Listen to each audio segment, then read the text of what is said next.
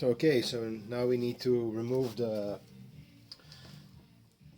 valve springs and the top heads, because we're going to change out the valve stem seals.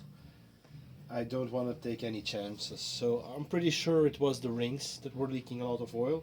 But if any of these are bad, because there were these particles inside the oil, it's just gonna consume a small amount of oil, and it can get worse over time. So we're gonna change them out. I've ordered them, they're still in the car. So let's start off with removing them. I bought this tool last year when I had to rebuild my own cylinder head because my timing belt failed on the 1.6 HDI. And luckily I only had like one bent valve and I had a spare head. So I took the valve out of that head and reinstalled it, as well as the camshafts from the other head. It spun a lobe on one of the camshafts. They're known to do that. So let's go ahead and see if we can get these valves out of here. So, right. And while they're out, we're gonna attempt at cleaning them a little bit better as well. So we need to find a top that fits the valves, pushes down on them. This is too big, so not this one.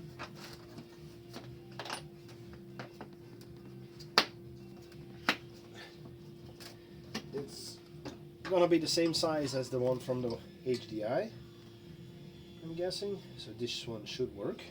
Right. Then we need the bracket.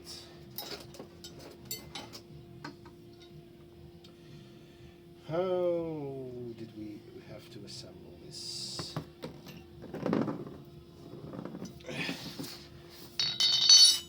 Let's see. Okay, so everything is in frame.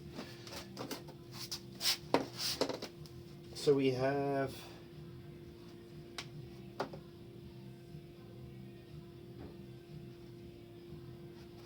two of these.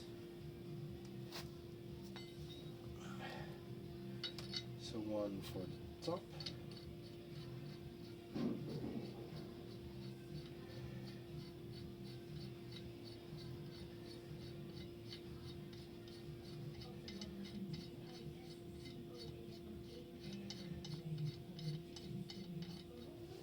And we insert this one over there. About halfway, then the one from the bottom,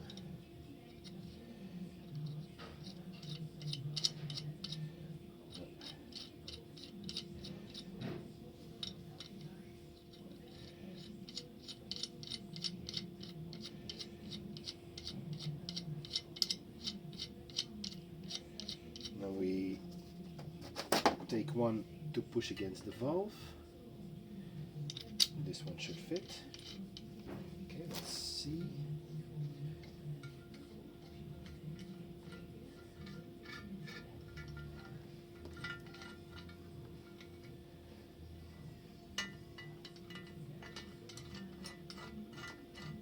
All right.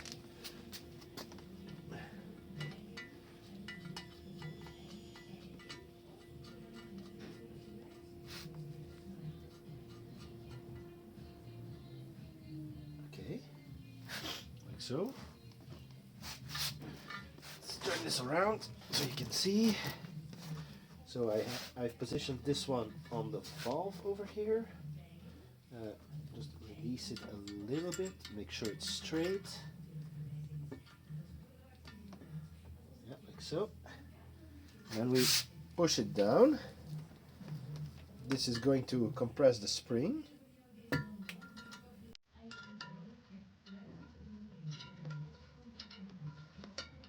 And once the spring is compressed, we take a magnet.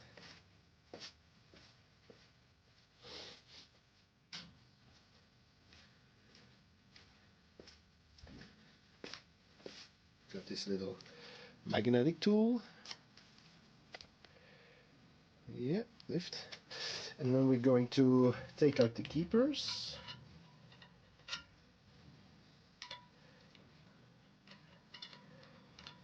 I might need to find a flathead screwdriver. Try to magnetize the tip.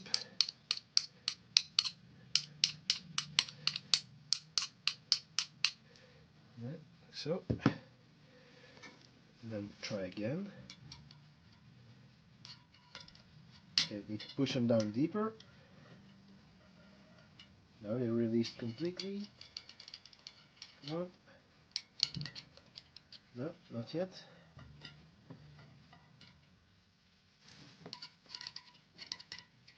Come on, you little keepers. It's one.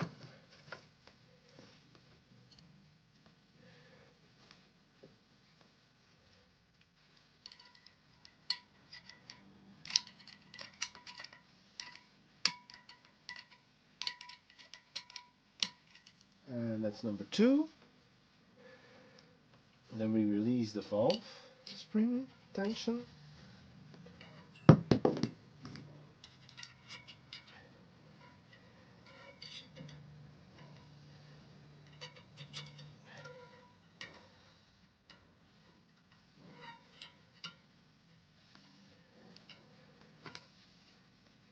They make like pneumatic tools to do this as well, which is a lot quicker, but they're more expensive, so this one works just fine.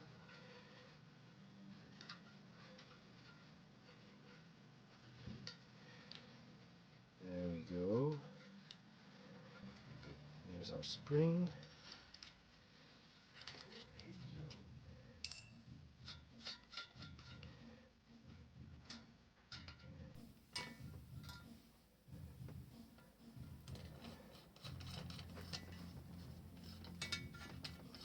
And that little top hat is a bit stuck over here.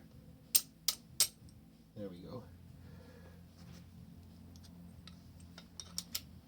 So let's get the valve out.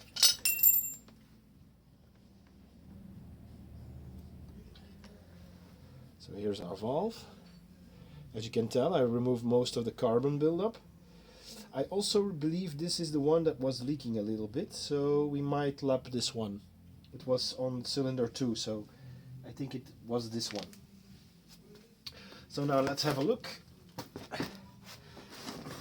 And there is our little seal. So in there, the red rubber seal, and that's the one we're going to change out.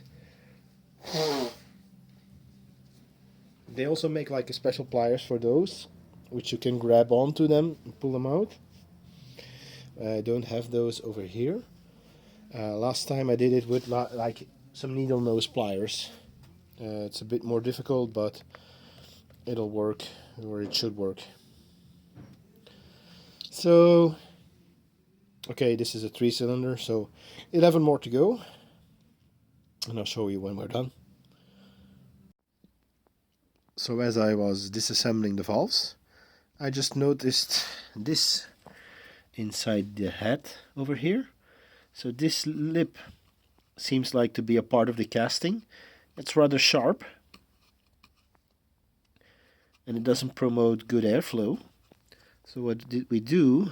We just took our drill with a deburring bit and we made them round. Yep, so just a minor modification. This is not a performance thing, but just something, yeah, since it's open, why not? Yeah. So just a little deburring tool. We're gonna remove the chips later. I've also cleaned out the carbon deposits in the bottom over here, just with a flathead screwdriver. Was enough to push out the deposits. And then we're going to clean up the valves. Also need to take out the exhaust valves after this and see how the exhaust ports are. Maybe there's also a burr in them. So here we have an exhaust valve from cylinder 2. This is the one that had the most trouble with oil fouling the spark plug, so it was a down on compression. So this one had the most problems. And as you can see, a lot of carbon buildup. This is an exhaust valve, by the way. I'll show you one from the cylinder number 1. This one. So I had it soaking in some carb cleaner, but I haven't cleaned this one yet. And as you can tell, a lot less deposit on this one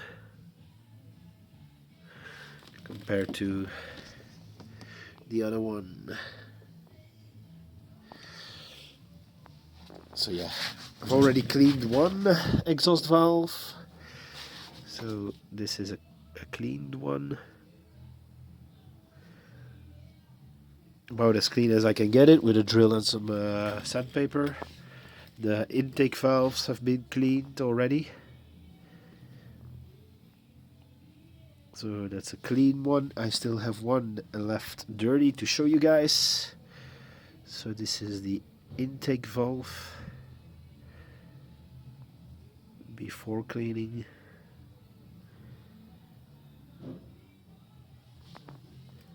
And after cleaning. Also, all valves has been removed. I've already taken out the intake seals. The exhaust seals are still installed. These seals come with the hardened washer at the bottom for the spring to sit on. So they're an integral part of the seals. If you don't have like special pliers to remove these seals, wait up, I'll put it down so I can show you guys. This is also the way I used to do it on a 1.6 liter HDI engine.